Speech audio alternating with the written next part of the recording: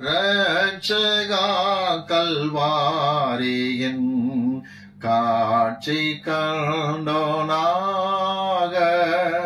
பக்தியோடு ஜீவிக்க என்னை ஆழ்வீராக.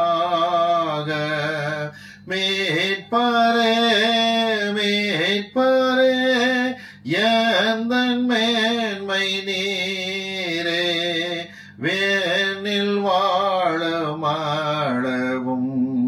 நன்மை செய்குவீரே. ஆண்டவராக இயேசு கிறிஸ்துவின் அன்பின் நாமத்தினாலே உங்களுக்கு என்னுடைய அன்பின் வாழ்த்துக்களை, விசேஷமாக இந்த மார்ச் மாதத்துக்குரிய வாழ்த்துக்களை நான் தெரிவித்துக் கொள்கிறேன். தேவன் தாமே உங்களை ஆஸ்வதிப்பாராக. ஒன்றை நாம் விளங்கிக் கொள்ள வேண்டும், நிபந்தனைகள் என்பது இல்லாத வாக்கு தத்தங்கள் வேதத்தில் கிடையாது. ஒருவேளை முற்பிதாக்கள் காலத்தில் கர்த்தர் வாக்கு தத்தங்களை கொடுத்திருக்கலாம். ஆனா என்றைக்கு ஆண்டவர் பிரமாணத்தை ஜனங்களுக்கு போதித்தாரோ அதை அடிப்படையாக வைத்து நிபந்தனைகளை கொடுத்து வாக்கு தத்த வார்த்தைகளை நிறைவேற்றுகிற தேவனாக இருக்கிறார் என்பதை மறக்க கூடாது. இந்த மாதத்திற்கான வாக்கு தத்த வார்த்தையை நாம் வாசிக்க நாம் கேட்போம். யாத்திராகமத்தின் புஸ்தகம் 34ஆம் அதிகாரம் எடுத்துக்கொள்வோம். 24ஆம் வசனத்தை வாசிக்க நாம் கேட்போம். யாத்திரா 34:24ஆம் வசனம். நான் புறஜாதிகளை உங்கள் முன்னின்று துரத்திவிட்டு உங்கள் எல்லைகளை விஸ்தாரமாக்குவேன். நான் புறஜாதி மக்களை உங்களிடத்திலிருந்து துரத்தி விடுவேன், உங்கள் எல்லைகளை விஸ்தாரமாக்குவேன். இது அருமையான வாக்கு தத்தம். தேவன் நமக்கு எல்லைகளை விஸ்தாரமாக்க புறஜாதிகளை துரத்துகிறார். 11ஆம் வசனத்துல எந்தெந்த புறஜாதிகளை துரத்துவேன் என்கிற வார்த்தையை கர்த்தர் கொடுக்கிறார். கானான் தேசத்திலிருந்து இந்த புறஜாதி மக்களை துரத்துவேன். 11ஆம் வசனம் அப்படி சொல்லுகிறது. ஆனால் 24ஆம் வசனத்திலே எதற்காக துரத்துகிறாராம்? நமக்கு எல்லைகளை விஸ்தாரமாக்குவதற்காக என்று நாம் பார்க்கின்றோம். இன்னைக்கு இதன் அடிப்படையிலே சத்தியத்தை நாம் தியானிக்க போகிறோம். நான் மறுபடியும் சொல்லுகிறேன், ஆண்டவர் நமக்கு புறஜாதி மக்களை அப்புறப்படுத்தி எல்லைகளை விஸ்தாரமாக்க வேண்டுமானால் இரண்டு முக்கியமான காரியத்தை கவனிக்க நாம் கடமைப்பட்டிருக்கிறோம். யாத்திராகமத்தின் 34ஆம் அதிகாரத்திலிருந்து பார்க்க இருக்கின்றோம். வாசிப்போம். யாத்திராகமத்தின் புஸ்தகம் 34ஆம் அதிகாரம் 12ஆம் வசனத்தை வாசிக்க நாம் கேட்போம். வசனம் 12. நீ போய் சேருகிற தேசத்தின் குடிகளோடு உடன்படிக்கை பண்ணாதபடிக்கு எச்சரிக்கையாயிரு. ஆண்டவர் சொல்லுகிற முதல் காரியம் என்ன தெரியுமா? தேசத்தின் குடிகளோடு உடன்படிக்கை பண்ணாதபடிக்கு ஜாக்கிரதையாகிற. ஞாபகம் இருக்கிறதா? யோசுவா அறியாமல் கிபியோனியரோடு கூட உடன்படிக்கை செய்ததை யோசுவா 9ஆம் அதிகாரத்தில் வாசிக்கிறோம். யாத்திராகமத்தின் 34ஆம் அதிகாரத்திலேயே கர்த்தர் சொல்லுகிறார், புறஜாதிகளிடத்தில் உடன்படிக்கை என்பது வேண்டாம் என்று சொல்லுகிறார். ஏன், எதற்காக? வாசிப்போம். யாத்திராகமத்தின் புஸ்தகம் 34ஆம் அதிகாரத்தில் 14ஆம் வசனத்தில் ஆண்டவர் சொல்கிறார், அந்நிய தேவனை நீ பணிந்து கொள்ள வேண்டாம். புறஜாதி மக்களோடு கூட நீ உடன்படிக்கை செய்வாயானால் நிச்சயமாக தங்கள் தேவர்களை பணிந்து கொள்ள உன்னை அழைப்பார்கள். நீ அதை செய்யக்கூடாது. காரணம், நம்முடைய தேவன் எரிச்சல் உள்ள தேவனாக இருக்கின்றாராம். யாத்திராகமத்திலே 34ஆம் அதிகாரம் 15ஆம் வசனத்தை வாசிக்க நாம் கேட்போம். வசனம் 15. அந்த தேசத்தின் குடிகளோடே உடன்படிக்கை பண்ணுவாயானால் அவர்கள் தங்கள் தேவர்களை சோர மார்க்கமாய் பின்பற்றி தங்களுடைய தேவர்களுக்கு பலியிடுவார்கள். அதாவது புறஜாதி மக்கள் தங்கள் தேவர்களை பின்பற்றுகிற விதம் எல்லாம் சோர மார்க்கமாய் இருக்கும் என்று சொல்லப்படுகிறது. சோர மார்க்கம் என்றால் வேசித்தனம் அல்லது விபச்சாரம் சம்பந்தப்பட்ட பாவத்தை குறிப்பது. அவர்கள் பலி செலுத்துவது, சடங்குகள் எல்லாவற்றிலும் மாம்ச சம்பந்தப்பட்ட இச்சையான காரியங்கள் கலந்திருக்கும். அவர்கள் அதற்கு உன்னை அழைப்பார்கள் என்று சொல்லுகின்றார். 15ஆம் வசனத்திலே, ஒருவன் உன்னை அழைக்கையில் நீ போய் அவன் பலியிட்டதிலே புசிப்பாய் என்று கர்த்தர் சொல்லுகிறார். ஏன் புறஜாதி மக்கள்கிட்ட உடன்படிக்கை வேண்டாம் என்றால் தங்கள் தேவர்களுக்கு பலி செலுத்தி உன்னை புசிக்க அழைப்பார்கள். வசனம் 16 வாசிக்கலாமா? வசனம் 16. அவர்கள் குமாரத்திகளில் உன் குமாரருக்கு பெண்களை கொள்ளுவாய். அவர்கள் குமாரத்திகள் தங்கள் தேவர்களை சோர மார்க்கமாய் பின்பற்றுவதும் அல்லாமல் உன் குமாரரையும் தங்கள் தேவர்களை சோர மார்க்கமாய் பின்பற்றும்படி செய்வார்கள். உண்மையிலேயே இந்த திருமண ஒப்பந்தம் என்பது புறஜாதியோடு ஏற்படுத்தும்படிக்கு நடக்கும்.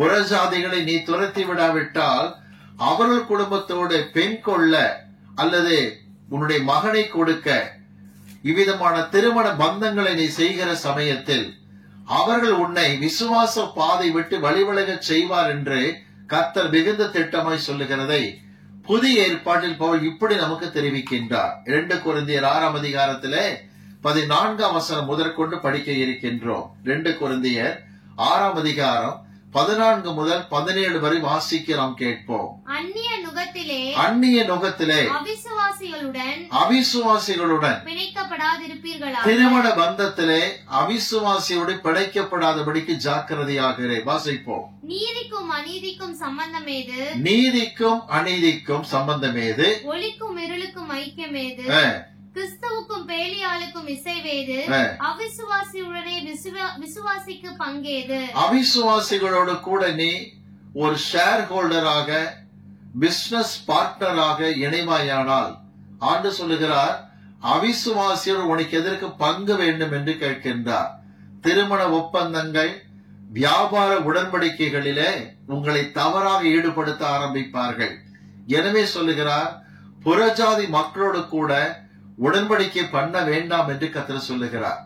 புறஜாதி மக்களை துரத்துகிற காரியத்தை கர்த்தர் செய்து நம்முடைய எல்லைகளை விஸ்தாரமாக்க வேண்டுமானால் அவர் சொல்லுகிற முதல் காரியம் என்ன தெரியுமா?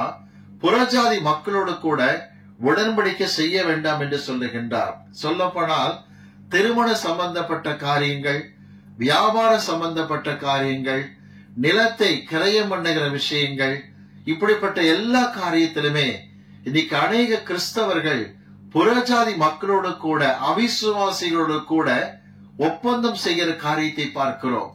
இது அவர்களுக்கு கேடாக முடியும் என்பதில் சந்தேகமே கிடையாது. எனக்கு அன்பான பிள்ளைகளே, ஷேர் மார்க்கெட் என்கிறதில் சிலர் ஈடுபடுகிறார்கள். இது பயங்கரமான தவறு என்று சொல்லுகிறேன். இன்னைக்கு இருக்கிற எத்தனையோ ஷேர் மார்க்கெட் காரியங்கள் எல்லாம் சூதாட்டமாகவே மாறிக்கொண்டிருக்கிறதை விளங்கிக் கொள்ளுங்கள். திடீரென்று வீழ்ச்சி ஏற்படும் பொழுது எத்தனையோ பேர் தற்கொலை செய்து கொண்டிருக்கிறார்கள்.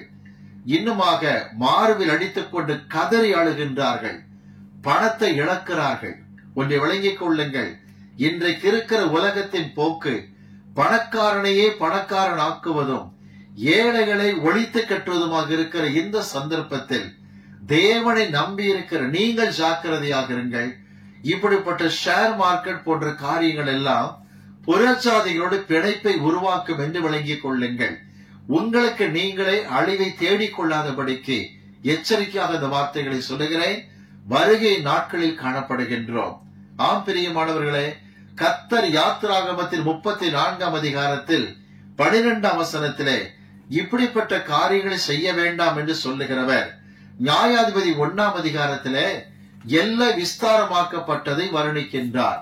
இஸ்ரவேல் ஜனங்களுக்கு தேவன் கானான் தேசத்தை கொடுத்த பொழுது ஒவ்வொரு கோத்திரத்திற்கும் எப்படியெல்லாம் எல்லை அமைந்ததென்று நியாயாதிபதிகள் 1ஆம் அதிகாரம் சொல்லுகிறது. ஆனால் 2ஆம் அதிகாரத்துக்கு வரும் பொழுது ஒரு பரிதாபத்தை நீங்கள் காண்கிறீர்கள். என்ன பரிதாபம் அது?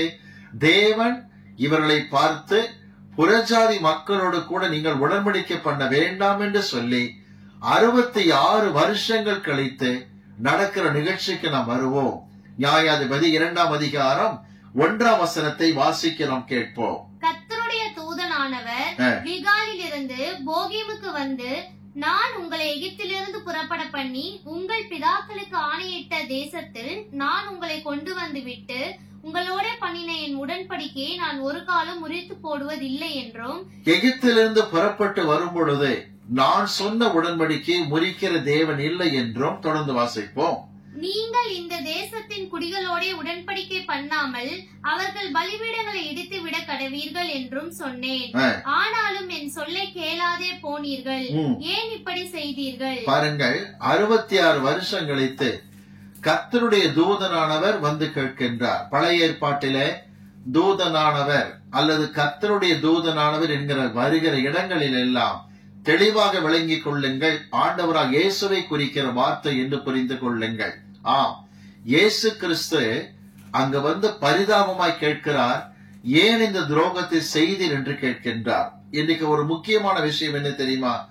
நம்முடைய வாழ்க்கையிலே, நம்முடைய குடும்ப ஜீவியத்திலே, வியாபார காரியங்களிலே, திருமண விஷயங்களிலே இப்படி தேவனுடைய கட்டளையை மீறி புறஜாதி மக்களோடு ஒப்பந்தம் செய்து கொண்டதனால் பல போராட்டங்களை கடந்து வருகிற பிள்ளைகளாக இருக்கிறீர்களா?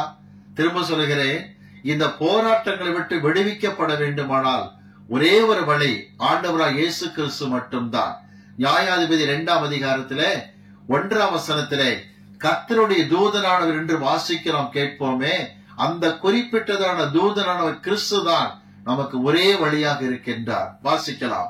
கலாத்தியருக்கு எழுதப்பட்ட நிருபம் 3ஆம் அதிகாரம் 13ஆம் வசனத்தை நாம் வாசிக்க கேட்போம். கலாத்தியர் 3:13. மரத்திலே தூக்கப்பட்ட எவனும் சபிக்கப்பட்டவன் என்று எழுதியிருக்கிறபடி கிறிஸ்து நமக்காக சாபமாகி நியாயப்பிரமாணத்தின் சாபத்திற்கு நம்மை நீங்களாக்கி மீட்டுக் கொண்டார். விளங்கிக் கொண்டீர்களா? புறஜாதியோடு உடன்படிக்கை பண்ணி அநேக போராட்டங்கள் வந்து நெருக்கடியின் பாதை கடந்து கண்ணீரை கடந்து வருகிற பிள்ளைகளாக இருந்தால் செய்ய வேண்டிய ஒரே காரியம் இயேசுவையே பற்றி பிடித்துக் கொள்ளுங்கள். ஆண்டவரே, நியாயப்பிரமாணத்தின் சாபத்துக்கு நான் இலக்காகிவிட்டேன், வேத வார்த்தைகளை மீறிவிட்டேன், கர்த்தருடைய வார்த்தைக்கு புறம்பாக நடந்து கொண்டேன். பழைய ஏற்பாட்டிலே இப்படி சொன்ன ஆண்டவர் புதிய ஏற்பாட்டிலே பவுலை கொண்டு சொல்லி இருக்கின்றார், கிறிஸ்துவுக்கும் பேலியாளுக்கும் இசைவு கிடையாது, அவிசுவாசி விசுவாசி பங்கு கிடையாது, அந்நிய நுகத்திலே பிணைக்கப்பட வேண்டாம். நீங்கள் இப்படி பிணைக்கப்படாதபடிக்கு விசுவாசி விசுவாசியோடு இணைந்திருக்கும் பொழுதுதான் 2 கொரிந்தியர் 6 பவுல் சொன்ன வண்ணமாக நான் உங்களுக்குள்ளே உலாவி உங்களுக்குள்ளே வாசம் பண்ணுகிற கர்த்தராக இருப்பேன் என்று சொல்லுகின்றார். தேவன் நம்முடைய குடும்பத்திலே வாசம் பண்ணி நமது குடும்பத்தில் உலாவிக் கொண்டிருக்க வேண்டுமானால் பவுலை போல நாம் கற்றுக்கொள்வோம். கிறிஸ்துவுக்கும் பேலியாளுக்கும் இசைவு கிடையாது, நீதிக்கும் அநீதிக்கும் சம்பந்தம் கிடையாது, ஒளிக்கும் இருளுக்கும் ஐக்கியமே கிடையாது. ஆகவே கர்த்தருடைய இந்த வார்த்தைகளை மீறி நீங்கள் புறஜாதியோடு உடன்படிக்கை பண்ணினதனால் நஷ்டங்களையும் வேதனைகளையும் கண்ணீரையும் அவமானத்தையும் சந்தித்திருப்பீர்களானால் ஒன்றை விளங்கிக் கொள்ளுங்கள், இந்த சாபத்துக்கெல்லாம் நீங்களாக்கி மீட்கிற கர்த்தருடைய தூதனானவராக அன்றைக்கு வந்த இயேசு கிறிஸ்து மனுஷகுமாரனை உலகத்தில் வந்து நமக்காக சிலுவையில் தம்மை தாமே அர்ப்பணித்திருக்கின்றார். வாசிப்போம். 1 தீமோத்தேயு 2ஆம் அதிகாரத்திலே இப்படி பவுல் தெளிவாக இதை விளக்குகின்றார். 1 தீமோத்தேயு 2ஆம் அதிகாரம் வசனம் 5, 6 வாசிக்க நாம் கேட்போம். 5ஆம் வசனம் 6ஆம் வசனம். தேவன் ஒருவரே, தேவனுக்கும் மனுஷருக்கும் மத்தியஸ்தரும் ஒருவரே, எல்லாரையும் மீட்கும் பொருளாக தம்மை ஒப்புக் கொடுத்த மனுஷனாகிய கிறிஸ்து இயேசு அவரே. இயேசு கிறிஸ்துவே உங்களுக்கும் எனக்கும் மத்தியஸ்தராகவே காணப்படுகின்றார். தேவனோடு நம்மை ஒப்புரவாக்குவதற்கு மத்தியஸ்தன் தேவை. அவர் யார்? கர்த்தருடைய தூதனானவராக பழைய ஏற்பாட்டில் சொல்லப்பட்ட நமது இரட்சகர் ஆண்டவராக இயேசு கிறிஸ்து விளங்கிக் கொள்ளுங்கள். ஆம், வசனத்துக்கு மாறாக நடந்து வேதனையின் பாதையை கடப்பீர்களானால் இன்றைக்கு ஒரு முடிவுக்கு வாருங்கள். தேவனே, என் நிமித்தம் இந்த குழப்பம் ஏற்பட்டது, என் நிமித்தம் இந்த வருத்தம் வந்திருக்கிறது, நான் அதிகமாய் பிரயாசப்பட்டேன், மகளுக்கு ஒரு புறஜாதி மகனை கல்யாணம் பண்ணி கொடுத்தது நிமித்தமாக வருத்தத்தையும் கண்ணீரையும் அனுபவித்துக் கொண்டிருக்கிறேன், என் பாவத்தை மன்னியும் என்று அவர் சமூகத்தில் தாழ்த்தி ஒப்பு கொடுக்க கடமைப்பட்டிருக்கின்றோம். யாரை நோக்கி பார்க்க வேண்டும்? இயேசு கிறிஸ்துவை மாத்திரம் நோக்கி பாருங்கள். அவர் ஒருவர்தான் பிதாவிடத்தில் நமக்காக பரிந்து பேசி எல்லா குழப்பங்களையும் மாற்ற முடியும். சில குடும்பங்களிலே வாண்டடாக வேண்டும் என்று தங்கள் மகளுக்கு அவசரமாக தங்கள் மகளுக்கு புறஜாதி மகனை பார்ப்பதும் தங்கள் மகனுக்கு புறஜாதி பெண்ணை பார்க்கிறதுமாக இருந்து இன்றைக்கு வேதனை அனுபவித்துக் கொண்டிருக்கிறார்கள். பாரத்தோடு நான் சொல்லுகிறேன், இயேசுவையே நோக்கி பாருங்கள். ஒன்று, புறஜாதி மக்களோடு உடன்படிக்க வேண்டாம் என்பது. அடுத்த குறிப்புக்கு வருகின்றோம். யாத்திராகமத்தின் புஸ்தகம் 34ஆம் அதிகாரத்திலே 18ஆம் வசனத்தை வாசிக்க நாம் கேட்கும். வசனம் 18. புளிப்பில்லா அப்ப பண்டிகையை நீங்கள் கைக்கொண்டு நான் உங்களுக்கு கட்டளையிட்டபடியே ஆபீப் மாதத்தில் குறித்த காலத்திலே 7 நாள் புளிப்பில்லா அப்பம் புசிக்க கடவீர்கள். ஆண்டவர் பஸ்கா பண்டிகை அனுசரிக்கும்படிக்கு சொல்லுகிறார். பழைய ஏற்பாட்டின் நாட்களிலே பஸ்கா பண்டிகை என்று இருந்தது, புதிய ஏற்பாட்டிலே திருவிருந்து ஆராதனையாய் மாறி இருக்கிறது. ஒன்று, புறஜாதி மக்களோடு கூட உடன்படிக்க வேண்டாம். இரண்டாவதாக தம்முடைய இரத்தத்தால் கர்த்தர் செய்திருக்கிற புதிய உடன்படிக்கை தான் திருவிருந்து ஆராதனை என்று விளங்கிக் கொள்ளுங்கள். உங்களுக்காய் சிந்தப்படுகிற எனது இரத்தம் என்று அவர் கொடுத்தாரை சீஷர்களுக்கு, இது புதிய உடன்படிக்கை என்றுதான் சொல்லப்படுகிறது. ஆம், இந்த ஒரு குறிப்பிட்ட உடன்படிக்கைக்கு நம்ம இணைத்துக் கொள்வோம். ஞானஸ்நானம் எடுத்திருக்கிற எல்லாருமே கவனிக்க வேண்டிய காரியம், திருவிருந்தை அசட்டை பண்ணக்கூடாது. இதைத்தான் யாத்திராகமத்தின் 34ஆம் அதிகாரத்தில் படிக்கிறோம். அந்த 18ஆம் வசனத்தின் இறுதி வரிகளை பாருங்கள். யாத்திரா 34:18ஆம் வசனத்தின் இறுதி வரிகள். ஆபீப் மாதத்திலே எகிப்திலிருந்து புறப்பட்டாயே. பாத்தீங்களா? எகிப்திலிருந்து புறப்பட்டாய் அல்லவா? அதை நினைவு கூற பஸ்காவை வருஷந்தோறும் அனுசரிக்க வேண்டும் என்று கர்த்தர் சொன்னார். எகிப்திலிருந்து புறப்பட்ட அந்த சம்பவத்தை அப்போஸ்தலனாகிய பவுல் இப்படி எழுதுகின்றார். 1 கொரிந்தியர் 10ஆம் அதிகாரத்திலே 1ஆம் 2ஆம் வசனத்தை பார்க்கும் பொழுது, எல்லாரும் மோசேக்குள்ளாக மேகத்தினாலும் சமுத்திரத்தினாலும் ஞானஸ்நானம் பண்ணப்பட்டார்கள். ஞானஸ்நானம் பண்ணப்பட்டோம் அல்லவா? அந்த எகிப்தை விட்டு கிளம்பினீர்கள் அல்லவா? ஞானஸ்நானம் எடுத்திருக்கிற நாம் அடுத்து செய்ய வேண்டிய காரியம், புளிப்பில்லாத அப்ப பண்டிகை ஆசரிக்க வேண்டுமானால் பஸ்காவை அனுசரிக்கிற பிள்ளைகளாக இருக்க வேண்டும். 1 கொரிந்தியர் 5ஆம் அதிகாரத்துக்கு வரலாமா? 1 கொரிந்தியர் 5ஆம் அதிகாரம் 7ஆம் வசனம் 8ஆம் வசனத்தை வாசிக்க நாம் கேட்போம். ஆகையால் நீங்கள் புளிப்பில்லாதவர்களாய் இருக்கிறபடியே புதிதாய் பிசைந்த மாவாய் இருக்கும்படிக்கு பழைய புளித்த மாவை புறம்பே கழித்து போடுங்கள். ஏனெனில் நம்முடைய பஸ்காவாகிய கிறிஸ்து நமக்காக பலியிடப்பட்டிருக்கிறாரே. பழைய ஏற்பாட்டின் பஸ்கா புதிய ஏற்பாட்டு திருவிருந்தாக மாறியது. அங்கு வாசித்தோம், புளிப்பில்லாதபடிக்கு நீங்கள் அப்பத்தை புசிக்க வேண்டும் என்று. 1 கொரிந்தியர் 5:7 சொல்லுகிறது, புளிப்பில்லாது இருக்க வேண்டும் என்று சொல்லப்படுகிறது. வாசிக்கலாம். 1 கொரிந்தியர் 5ஆம் அதிகாரத்திலே 8ஆம் வசனத்தை வாசிக்க நாம் கேட்போம். ஆதலால் பழைய புளித்த மாவோடே அல்ல, துர்குணம் பொல்லாப்பு என்னும் புளித்த மாவோடும் அல்ல, துப்புரவு உண்மை என்னும் புளிப்பில்லாத அப்பத்தோடே பண்டிகையை ஆசரிக்க கடவோம். நீங்களும் நானும் நிச்சயமாகவே பஸ்காவை அனுசரிக்க கடமைப்பட்டிருக்கிறோம். இந்த திருவிருந்தை அசட்டை பண்ணவே கூடாது. ஆபீப் மாதத்திலே புறப்பட்டீர்களே, மோசேக்குள்ளாக மேகம் சமுத்திரத்திலே ஞானஸ்நானம் எடுத்தீர்களே, ஞானஸ்நானம் எடுத்த பிள்ளைகளுக்கு எச்சரிக்கையாய் சொல்லுகிறேன், திருவிருந்து நடக்கிற ஆராதனையை அசட்டை பண்ணவே கூடாது என்று விளங்கிக் கொள்ளுங்கள். நீ எவ்வளவு பரிசுத்தவனாய் இருந்தாலும் சரி, ஞானஸ்நானம் எடுத்து விட்டதால் திருப்தி அடைந்து விட வேண்டாம். திருவிருந்து ஆராதனை கட்டாயமாக அனுசரிக்கப்பட வேண்டும். வாசிக்கலாம். யோவான் சுவிசேஷம் 6ஆம் அதிகாரத்திலே இயேசு என்ன சொல்லுகிறார் என்று பாருங்கள். யோவான் 6:53 முதல் 56 வரை வாசிக்க நாம் கேட்போம். அதற்கு இயேசு அவர்களை நோக்கி, நீங்கள் மனுஷகுமாரனுடைய மாம்சத்தை புசியாமலும் அவருடைய இரத்தத்தை பானம் பண்ணாமலும் இருந்தால் உங்களுக்குள்ளே ஜீவன் இல்லை என்று மெய்யாகவே மெய்யாகவே உங்களுக்கு சொல்கிறேன். திருவிருந்து ஆராதனையிலே அவர் மாம்சத்தை புசிக்கிறீர்கள், அவர் இரத்தத்தை பானம் பண்ணுகிறீர்கள். இந்த பழக்கம் நீங்கள் விட்டு விடுவீர்களானால், திருவிருந்தை நீங்கள் அசட்டை செய்யும் பொழுது உங்களுக்குள்ளே ஜீவன் இல்லை என்று வேதம் உறுதியாக சொல்லுகிறதை பாருங்கள். அடுத்த வசனம் வாசிப்போம். என் மாம்சத்தை புசித்து என் இரத்தத்தை பானம் பண்ணுகிறவனுக்கு நித்திய ஜீவன் உண்டு. உண்மையிலேயே கர்த்தருடைய திருவிருந்திலே பங்கு கொண்டால்தான் பரலோக வாழ்க்கை கர்த்தர் கொடுப்பார். தொடர்ந்து வாசிப்போம். என் மாம்சம் மெய்யான போஜனமாய் இருக்கிறது, என் ரத்தம் மெய்யான பானமாய் இருக்கிறது. திருவிருந்து ஆராதனையிலே நாம் எடுக்கக்கூடிய கர்த்தருடைய சரீரம் மெய்யான போஜனம், கர்த்தருடைய ரத்தம் மெய்யான பானமாய் இருக்கிறது. 54ஆம் வசனம் எப்படி முடிகிறது பாருங்கள். நான் அவனை கடைசி நாளில் எழுப்புவேன். திருவிருந்து ஆராதனை அனுசரித்தால் தான் உயிர்த்தெழுதலிலே வர முடியும் என்று விளங்கிக் கொள்ளுங்கள். நீ எவ்வளவு பிஸியாக ஊழியம் செய்தாலும் சரி, அங்கமிங்குமாய் கர்த்தருக்காக ஓடி திரிவதாக சொல்லிக் கொண்டாலும் சரி, ஒன்றை விளங்கிக் கொள்ள வேண்டும். திருவிருந்து ஆராதனையை அனுசரிக்காவிட்டால், அதில் பங்கு கொள்ளாவிட்டால், பங்கு கொள்வதற்கு நேரமில்லை என்பீரானால் விளங்கிக் கொள்ளும், ரகசிய வருகையிலே வராதபடி கைவிடப்படுவேன். உயிர்த்தெழுதலிலே வர முடியாது. இன்னைக்கு எத்தனையோ சபைகளில விசுவாசிகள் திருவிருந்து நடக்கிற அந்த ஞாயிற்றுக்கிழமை பார்த்து சொந்தக்காரர் வீட்டுக்கு போவதை ஒரு ஜாலியாக எடுத்துக் கொள்கிறார்கள். அருமையான சகோதரனே, கர்த்தருடைய சாபம் உன்னை தொடராதபடிக்கு எச்சரிக்கையாய் சொல்லுகிறேன்.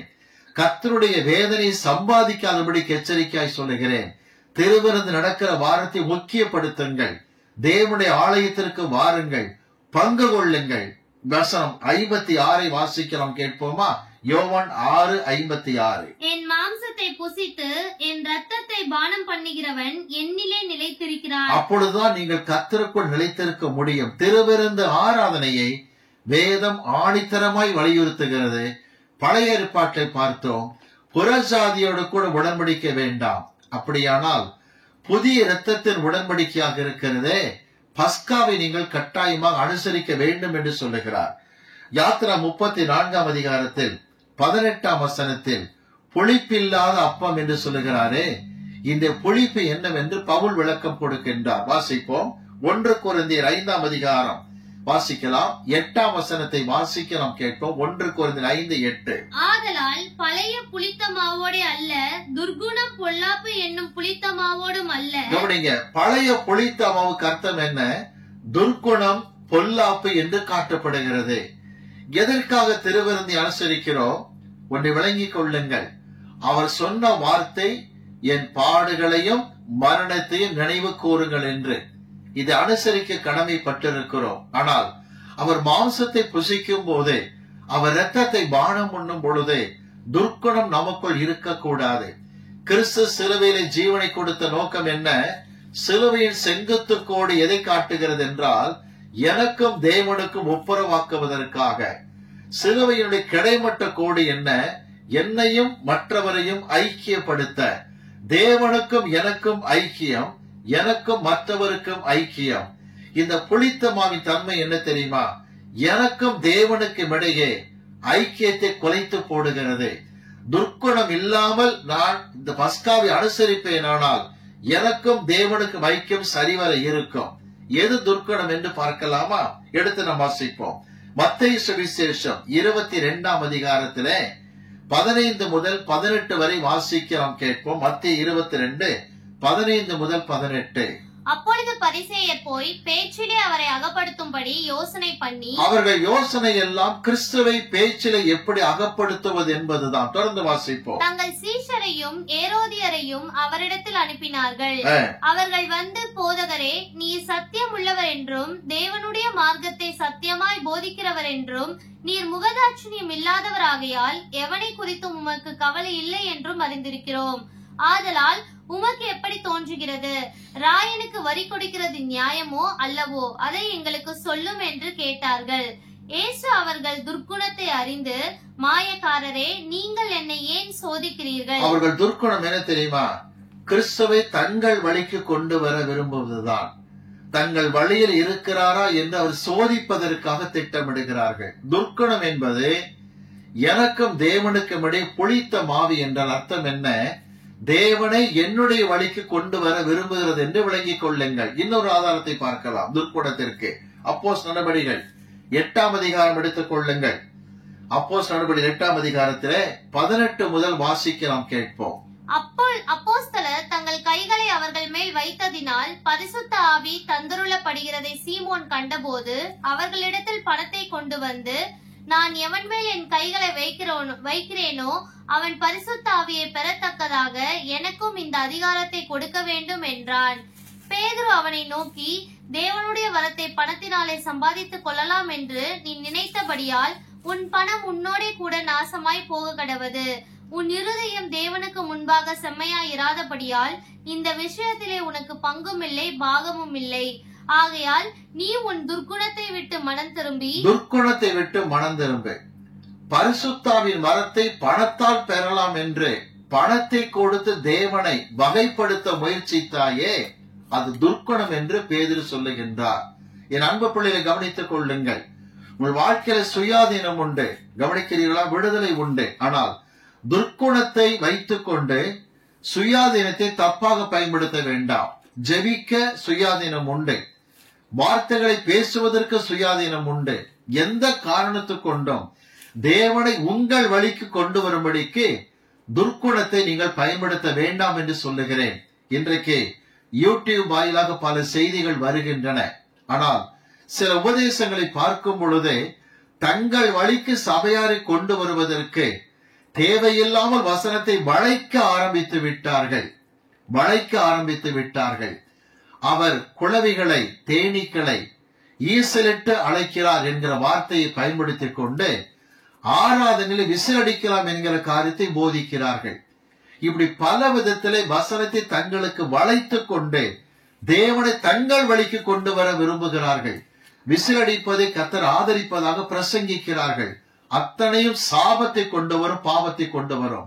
விசிலடிக்க வைத்து ஜனங்களை உற்சாகப்படுத்த எத்தனை பேர் தலைகொப்பர கவிழ்ந்திருக்கிறார்கள். இதை மிக முக்கியமாக ஞாபகத்தில் வைத்துக் கொள்ளுங்கள். வாலிபர்களுக்கு இந்த காரியம் பகட்டாக தெரியலாம், ஒருவேளை கவர்ச்சிகரமாக தெரியலாம். வாலிபனே, இந்த கவர்ச்சியுடைய நரகத்தில் கொண்டு போய் தள்ளும் என்று விளங்கிக் கொள்ளுங்கள். சினிமா பாடல்களை பாடி ஆராதிப்பது மகா அருவருப்பான காரியம் என்று விளங்கிக் கொள்ளுங்கள். சினிமா பாடலை பாடி அதை வசனத்தை வெளிப்படுத்த ட்ரை பண்ணினால் உன் துர்க்கணத்தை வெளிப்படுத்துகின்றாய். தேவ சமூகத்தில் பாவம் என்று அறிந்து கொள்ளுங்கள். வாசிக்கலாமா? 1 பேதுரு 2ஆம் அதிகாரத்துக்கு வரலாம். 1 பேதுரு 2ஆம் அதிகாரத்திலே 16ஆம் வசனத்தை வாசிக்கும். 2:16 வாசிப்போம். சுயாதீனம் உள்ளவர்களாய் இருந்தும், சுயாதீனம் உள்ள பிள்ளைகளாக இருந்தும் உங்கள் சுயாதீனத்தை துர்குணத்திற்கு மூடலாய் கொண்டிராமல் தேவனுக்கு அடிமைகளாய் இருங்கள். வசனத்தை பிரசங்கிக்கிற பிரசங்கிகள் கவனிக்க வேண்டும். உன் துர்க்குணத்திற்கு சுயாதீனத்தை மூடலா கொண்டுகிற காரியம் செய்யக்கூடாது. செய்வாயானால் பாவம். தேவனுக்கு அடிமையாகிற, சினிமாவுக்கு அடிமையாக மாறாதே. சபையில நிறைய பேர் கூட்டி சேர்க்க வேண்டும் என்பதற்காக இன்றைய வாலிபர்களுக்கு ஏற்ப ட்ரெண்டில் போகிறேன் என்று உன்னை நீ நரகத்தில் வீழ்த்தாதே. தாங்களே நரகத்தின் மகனாய் இருந்தும் அடுத்தவரை நரகத்தின் மகனாக மாற்றுகிற ஊழியக்காரர் உண்டு. இதைத்தான் இயேசு கிறிஸ்து மத்தேயு சுவிசேஷத்தில் கண்டிக்கின்றார். தங்கள் வாழ்க்கையிலே பாத்திரவான்கள் அல்ல, மற்றவரை இரட்டிப்பான பாத்திரவான்களாய் மாற்றுகிற காரியத்தை செய்கிறார்கள். எச்சரிக்கையாய் சொல்கிறேன், துர்க்குணம் என்பது தேவனை உன் இஷ்டத்திற்கு வளைப்பது என்று விளங்கிக் கொள்ளுங்கள். ஜாக்கிரதையாக இருப்போம். வாசிக்கலாமா? துர்க்குணம் என்பது அவரை நம்பளிக்கு கொண்டு வர விரும்புவது என்பது விளங்கிக் கொள்ளுங்கள். அடுத்ததாக பொல்லாப்பு என்பது புளித்த மாவு. 1 கொரிந்தியர் 5:8 சொல்லுகிறது, பொல்லாப்பு என்பது புளித்த மாவு. அதுக்கு என்ன அர்த்தம்? நீதிமொழிகள் புஸ்தகத்திலே 21ஆம் அதிகாரம் 10ஆம் வசனத்தை வாசிக்கலாம், கேட்போம். 21:10. துன்மார்க்கனுடைய மனம் பொல்லாப்பை செய்ய விரும்பும். துன்மார்க்கனுடைய மனமானது பொல்லாப்பை செய்ய விரும்பும் என்று வாசிக்கின்றோம். பொல்லாப்பை செய்ய நினைப்பதுதான், கவனித்துக் கொள்ளுங்கள். பொல்லாப்பு என்று சொன்னால் தீங்கு செய்ய நினைக்கிற காரியத்தை வேதம் சொல்லுகிறது. என் அன்பு பிள்ளைகளே, நீங்கள் மற்றவருக்கு தீங்கு செய்யாதபடிக்கு ஜாக்கிரதையாக இருங்கள். அன்பு தீங்கு நினைக்கவே நினைக்காது, பொல்லாப்பை நினைக்கவே நினைக்காது. தாவீதுக்கு எப்படியாகிலும் பொல்லாப்பு செய்ய 10 வருஷத்துக்கு மேலாக சவுல் எத்தனை குட்டிக்கரணம் போட்டும் தேவன் தாவீதை கிருபையாய் காப்பாற்றினார். எச்சரிக்கையா சொல்லுகிறேன், பொல்லாப்பு என்பது தேவ பிள்ளைகளுக்கு விரோதமாக தீங்கு நினைக்கிற காரியம். இந்த நேரத்திலுமாக தாழ்த்தும் ஆண்டு சமூகத்துல எனக்கும் உமக்கு இடையே துர்க்குணம் என்கிற பொல்லாப்பு வேண்டாம். எனக்கு மற்றவருக்கும் இடையே பொல்லாப்பு என்கிற காரியம் வேண்டாம். அடுத்தவனுக்கு விரோதமாக நான் தீங்கு நினைக்க வேண்டாம்.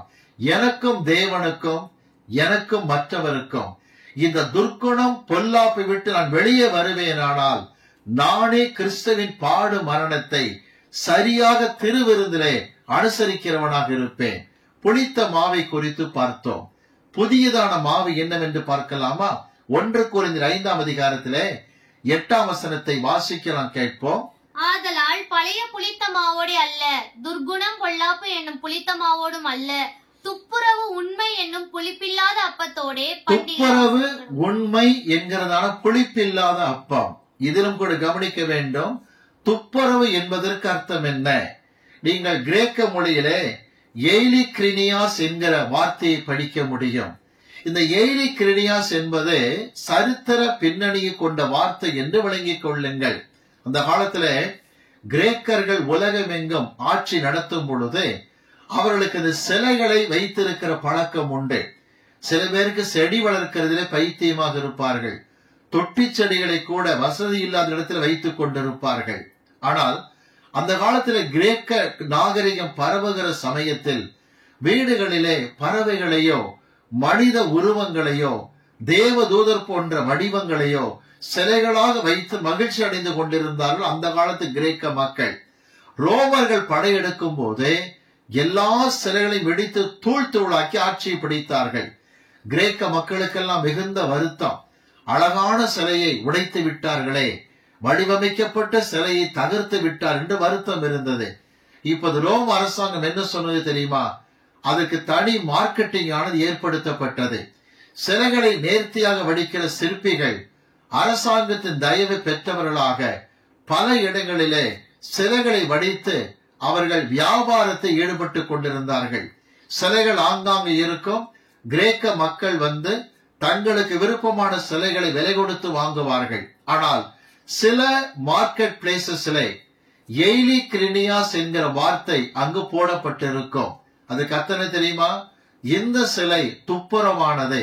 சரியான தமிழில் சொல்ல போனால் கலப்படமற்றது என்பது பொருளாகும். சில சமயத்துல சிலைகளை வடிக்கும் போது அதனுடைய எடையை கூட்டி கொடுப்பதற்கு சில வகை மெழுகுகளை உள்ளே வைத்து பயன்படுத்தி விடுவார்கள். வெளியே சிலை பார்க்க அழகாக இருக்கும். உள்ளே மெழுகானது கோடை காலத்தில் உருகும் போது சிலையின் வடிவம் மாற ஆரம்பிக்கும். அப்படியானால் சிலையை செதுக்கியதிலே கலப்படம் இருக்கிறது என்பது பொருள். ஆகவே தான் சில கடைகளிலே எய்லி கிரேனியாஸ் என்கிற விளம்பர போர்டு இருக்குமா? அர்த்தம் என்ன? இங்கு உருவாக்கப்பட்ட சிலைகள் கலப்படமற்றது என்பதாகும். இதைத்தான் பவுல் சொல்லுகிறார். நீங்கள் கிறிஸ்துவின் நாளுக்கென்று வருகைக்கென்று ஆயத்தமாய் இருக்க வேண்டுமானால் கவனியுங்கள், துப்புரவான பிள்ளைகளாக இருக்க வேண்டும். வாசிக்கலாம். பிலிப்பியருக்கு எழுதப்பட்ட நிருபம் 1ஆம் அதிகாரம் எடுத்துக் கொள்ளுங்கள். 11ஆம் வசனத்தை வாசிக்க நாம் கேட்ப. பிலிப்பியர் 1:11. நீங்கள் கிறிஸ்துவின் நாளுக்கென்று துப்புரவானவர்களும் இடரல் அற்றவர்களுமாய் இருக்கவும் வேண்டுதல் செய்கிறேன். கவனிங்க, கிறிஸ்துவின் நாளில் பிரவேசிப்பதற்கு வருகையை போவதற்கு துப்புரவான பிள்ளைகள். கிரேக்க மொழியில் பாருங்கள், எய்லி கிரினியாஸ் என்று கொடுத்திருக்கிறார்கள். கலப்படமற்ற பிள்ளைகளாக இருக்க வேண்டும். கவனியுங்கள், எனக்கும் தேவனுக்கும் இடையே கலப்படங்கள் இருக்கக்கூடாது. திரும்ப வலியுறுத்துகிறேன், திருவிருந்துக்கு வரும் பொழுது ஆராய வேண்டிய காரியம், எனக்கும் தேவனுக்கு இடையே துர்க்குணம் புளித்த மாவாக இருக்கக்கூடாது. எனக்கும் தேவனுக்கும் இடையே துப்புரவு என்பது புதிய மாவாக இருக்க வேண்டும். கலப்படமற்ற ஒரு ஜப ஜீவியம், கலப்படமற்ற பிரசங்க வாழ்க்கை. வாசிக்கலாமா? 2 கொரிந்தியர் 2ஆம் அதிகாரத்துக்கு வாருங்களேன். பவுல் இதை நேர்த்தியாக விளக்குகிறார். 2 கொரிந்தியர் 2ஆம் அதிகாரம் 17ஆம் வசனத்தை வாசிக்க நாம் கேட்போம். வசனம் 17. அநேகரை போல நாங்கள் தேவ வசனத்தை கலப்பாய் பேசாமல். பாருங்கள், பவுல் காலத்திலேயே இன்றைக்கு இருக்கிற கலப்பட போதகர்களுடைய நிழலாட்டம் அன்றைக்கு இருந்திருக்கின்றது. அநேகரை போல நாங்கள் தேவ வசனம் கலப்படமாக பேசாமல் துப்புரவாகவும் தேவனால் அருளப்பட்ட பிரகாரமாகவும் கிறிஸ்துவுக்குள் தேவ சந்நிதியில் பேசுகிறோம். தேவ சந்நிதியில் இருப்பதை உணர்ந்து பயபக்தியாய் பிரசங்கிக்கிறோம். பிரசங்கிமார்களுக்கு நான் எச்சரிக்கையாய் சொல்லுகிறேன், திரும்ப ஞாபகப்படுத்துகிறேன். பைபிளில் இல்லாத கலப்படங்களை உள்ளே கொண்டு வர வேண்டாம். ஜனங்களை கூட்டி சேர்ப்பதற்காக, விளம்பரப்படுத்தும் வண்ணமாக, அவர்களை கவர்ந்தெழுக்கும் வண்ணமாக பிரசங்கங்களை கொண்டு வர வேண்டாம் என்று சொல்லுகின்றேன். இன்னைக்கு அநேக இடங்களிலே இந்த காரியம் நடக்கிறது. இசைக்குழுதான், மியூசிக் குரூப் தான் பரலோகத்திலிருந்து கீழே விழுந்த குரூப் என்று விளங்கிக் கொள்ளுங்கள். இன்னைக்கு அநேக இடங்களிலே மியூசிக் இன்ஸ்ட்ருமெண்ட்ஸ் கூட தவறாக பயன்படுத்தப்படுகிறது. சினிமா பாணியிலே பாடல்களை எழுதி அதை வெளியிட்டு விட்டு பாடல்கள் ராகம் இசை பரிசுத்த ஆவி என்று வடிகட்டின பொய்யை போடுவது நரகத்தின் மகனாய் உன்னை மாற்றும் என்று விளங்கிக்கொள். ஜாக்கிரதையாக இருங்கள். நீங்கள் தேவ வசனத்தை கலப்பில்லாமல் பேசுகிற பிள்ளைகளாக இருங்கள். உலகத்தின் காரியத்தில் ஒத்து போக வேண்டாம். சொல்லிக் கொடுப்பார்கள், ஊரோடு ஒத்து வாழ் என்று. ஆனா பவுல் சொல்லுகிறார், நீங்கள் இந்த பிரபஞ்சத்திற்கு ஒத்த வேஷம் தரிக்க வேண்டாம் என்று சொல்லுகின்றார். ஆகவே நம்முடைய பிரசங்கம், வாழ்க்கை, இவைகளிலே துப்புரவை காத்துக் கொள்வோம். எனக்கும் தேவனுக்கும் இடையே துப்புரவு புதிய மாவாகவே இருக்கட்டும். அடுத்து பாருங்கள், 1 கொரிந்தியர் 5:8 சொல்லுகிறது, உண்மை.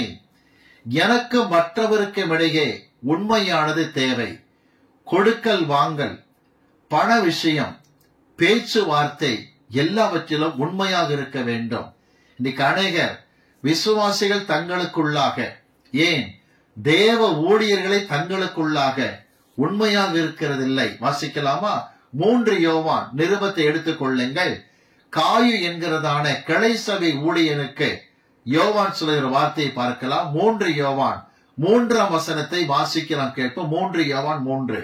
சகோதரர் வந்து நீ சத்தியத்தில் நடந்து கொள்கிறாய் என்று உன்னுடைய உண்மை குறித்து சாட்சி கொடுத்த போது மிகவும் சந்தோஷப்பட்டேன். உண்மையிலேயே யோவானுக்கு சந்தோஷம் என்ன? தன்னுடைய உதவி ஊழியக்காரன் உண்மையாக இருப்பதுதான். நீங்களும் நானும் ஒருவருக்கொருவர் உண்மையாக இருக்க வேண்டும். எனக்கும் மற்றவருக்கும் இடையே உண்மை. சிலுவையின் செங்குத்துக்கோடு சொல்லுகிறது என்ன? உனக்கும் தேவனுக்கும் இடையே துப்புரவு, கலப்படமற்ற வாழ்க்கை. உனக்கு மற்றவருக்கிடையே உண்மை. இவைகளை சரிவர கை கொள்ளும் பொழுது கிறிஸ்துவின் பாடு மரணத்தை சரியாக அனுசரிப்பதாக பொருளாகும். திரும்ப ஞாபகப்படுத்துகிறேன், துர்க்குணம் என்கிற புளித்த மாவு எனக்கு தேவனுக்கிடையே வரக்கூடாது. பொல்லாப்பு என்கிறதான புளித்த மாவு எனக்கு மற்றவருக்கு இடையே வரக்கூடாது. அதே சமயத்திலே துப்புரவு என்கிற புதிய மாவால் கர்த்தரை பிரியப்படுத்த வேண்டும். உண்மை என்கிற புதிய மாவால் மற்ற மனுஷருக்கு பிரியமாக இருக்க வேண்டும். இதுதான் கிறிஸ்துவின் பாடு மரணத்தை சரியாய் அனுசரிப்பது. பஸ்காவை அனுசரியுங்கள். இப்படி செய்யும் போது யாத்திராகமும் 34:24 கர்த்தர் நிறைவேற்றுவார். உங்கள் எல்லைகளை விஸ்தாரமாக்கும்படிக்கு புறஜாதி மக்களை துரத்துகிற தேவனாக இருக்கிறார். திருச்சபை நடத்துகிற ஊழியக்காரருக்கு சொல்லுகிறேன், தேவனை அறியாதிருக்கிற புறஜாதி மக்களால் கலவரங்கள், பிரச்சனை வருகிறதா? எத்தனையோ நாட்கள் பாரத்தோடு ஜெபித்துக் கொண்டிருக்கிறீர்களா? இன்று கர்த்தர் சொல்லுகிற வார்த்தையை கேளுங்கள். உங்களுக்கு இடைஞ்சலாய் இருக்கிற மக்களை கர்த்தர் துரத்தி எல்லையை விஸ்தாரமாக்க அவர் காத்து கொண்டிருக்கிறார். நீங்கள் செய்ய வேண்டிய காரியம் என்ன தெரியுமா?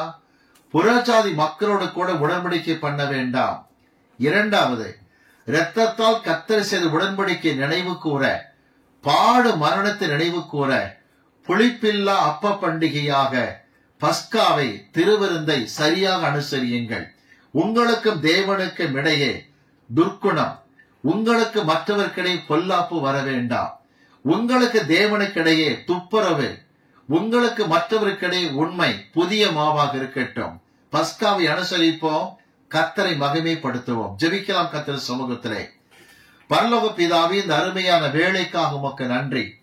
யாத்திராகமத்தின் புஸ்தகத்திலே 34ஆம் அதிகாரம் 24ஆம் வசனத்தின் வாக்குத்தத்த வார்த்தைக்காக உமக்கு ஸ்தோத்திரம். நாங்கள் இந்த வார்த்தைகளை கர்த்தருக்கென்று சாட்சியாக பெற்றுக் கொண்டிருக்கின்றோம். தகப்பனை, எத்தனை ஊழியக்காரர்கள் ஆண்டவர் நெருக்கடியில் காணப்படுகிறார்களோ, என்றைக்கு இந்த அற்புதத்தை செய்வேன், எதுவரைக்கும் கர்த்தாவே அழுது கொண்டிருக்கிறார்களோ, இன்றைக்கு மனதுருகம் அப்பா. அவர்களுக்கு இடைஞ்சலாக இருக்கிற எல்லா காரியத்தை துரத்தி அப்புறப்படுத்தி அவர்கள் எல்லைகளை விஸ்தாரமாக்குவீராக. கிளை ஊழியங்களை ஆரம்பிக்க வேண்டும் என்று விரும்பி அநேக போராட்டத்தை சந்திக்கிற ஊழியக்காரர்களுக்கு இரக்கம் செய்து எல்லை விஸ்தாரமாக்கும்படிக்கு நாங்கள் ஜெபிக்கிறோம். ஒவ்வொரு விசுவாசிகளையும் ஆசீர்வதிப்பீராக. எங்கள் வாழ்க்கையில பழைய புளித்த மாவு வேண்டாம், புதிதாய் இருக்கிற மாவோடு காணப்பட திருவிருந்து ஆராதனையை சரியாக அனுசரிக்க எங்களை பலப்படுத்தி பாதுகாத்துக் கொள்ளும். ஜெபத்தை கேட்டதற்காக உமக்கு ஸ்தோத்திரம். இயேசு கிறிஸ்துவின் நாமத்தில் பிதாவே, ஆமென்.